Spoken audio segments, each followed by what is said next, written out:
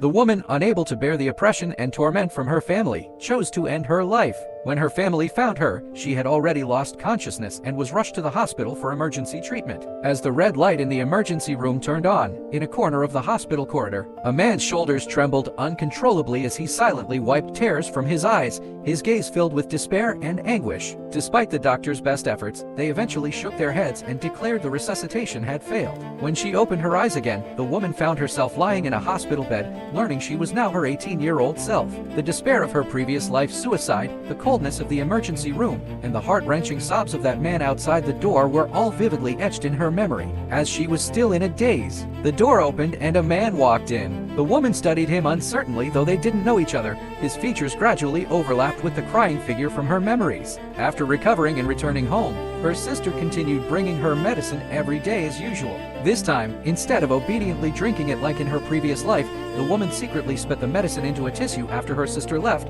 carefully preserved it, and had it analyzed at the hospital. When the doctor told her this wasn't medicine for humans at all and that long-term consumption would damage nerves and cause disability, the woman felt chilled to the bone. She finally confirmed that her inexplicable disability in her previous life had been orchestrated by her sister. Meanwhile, the man who had once cried silently in the hospital sought out the woman's father. No one knew that he wasn't from this timeline either, but was a guardian who had traveled back from the future along with the woman.